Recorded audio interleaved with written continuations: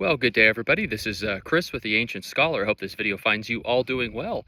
In this particular video, I'm actually out on my lunch hour and getting a little ride in. There's some reasonably good trail.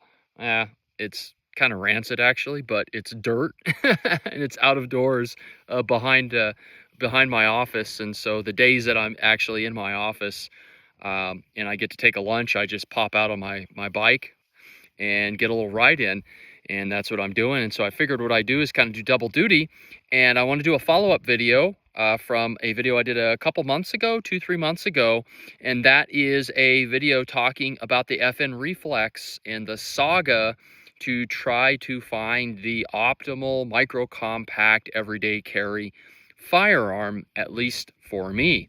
And so what I'd like to do in this video is to give you my 1,000-round review on the FN Reflex. Yes, I have hit almost 1,100. I've put almost 1,100 rounds through the FN Reflex, and I've had it going on 3 months.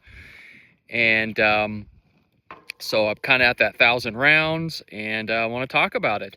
So first and foremost, the FN Reflex has been completely reliable.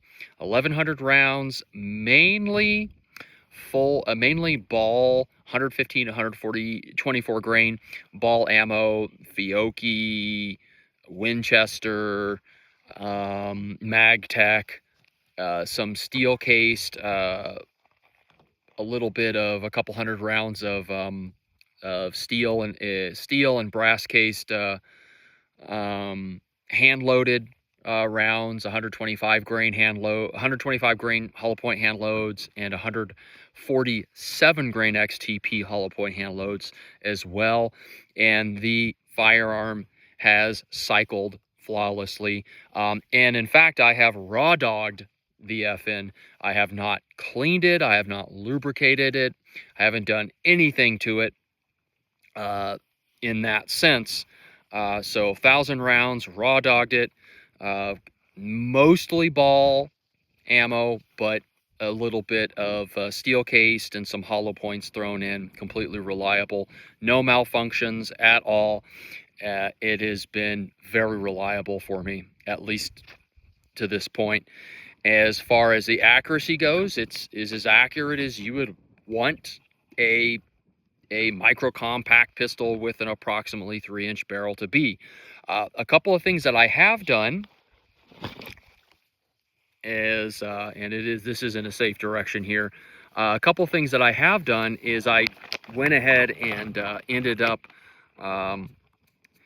going with an Optic, just because I know I said in my one of my prior videos that I was ambivalent at best about putting an Optic on this particular firearm, but I have been struggling with some vision issues. I had both of my I have a bilateral posterior vitreous detachments, and I've developed some astigmatisms, and it's just made it a little more difficult for me to use the iron sights. And the Osight, about a month ago, just dropped a new version of the SE. So I have the original SE, which is the red dot with the multi-reticle option, and I have that on my P365X. But this is the SE with just a 6 MOA green dot. So it's a larger dot, and it's green, and it's actually really nice. It works a little better for people with astigmatisms and visual issues. I also wear bifocals, so my ability to accommodate near and far vision changes is a bit compromised as well.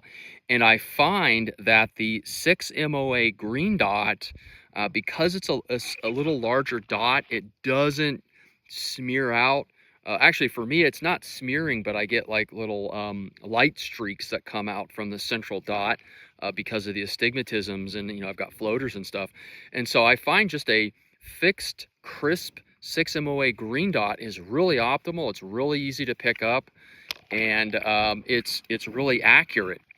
The only thing I would say, interestingly, is when I sighted this in, I I'm actually I sight in about 10 yards is where I zero. I actually had to, when I zeroed this, the zero is actually high right, and for whatever reason, zero to high right puts me on, and I can shoot incredibly well, incredibly accurately, to about 12 to 15 yards, and then the groups start kind of widening out.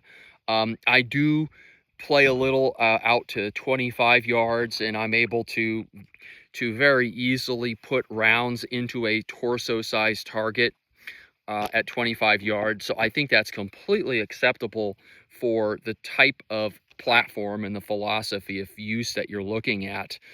So I don't really have any complaints. It's just kind of odd that I had to zero high right on the Optic. I don't know if it's just something I'm doing, but so when I do a lot of dry fire, and so when I dry fire, um, obviously I have a laser cartridge in the weapon, and the laser is going high right, um, whereas when I fire actual rounds through it, I'm dead on. Kind of a weird thing, and so that's really the only weird thing I'd say about what happened when I put an optic on this. But otherwise it's great, high quality. I really like it. But to just go back to the firearm itself, I am really happy with the FN Reflex. The prior statements I've said about this weapon still remain. The trigger is amazing. It's a very flat shooting weapon. The recoil is some of the most manageable recoil when it comes to micro compact firearms, and at least for me, this has really just been an ideal everyday carry system. It is the firearm that I carry more often than not, consistently with me on a daily basis, and at least at this point, at about 1,100 rounds in, again, I've only had it for 2-3 months, so I haven't had it for an extended period of time, but I have put, I would like to think, for a regular person, I'm not a gun tuber or anything like that, but for more or less a regular person, 1,100 rounds in about 2 to 3 months, I think is, pretty reasonable round count for a regular person. And I've been completely satisfied with this weapon, and so I've really enjoyed it, and I would recommend it based on my experiences.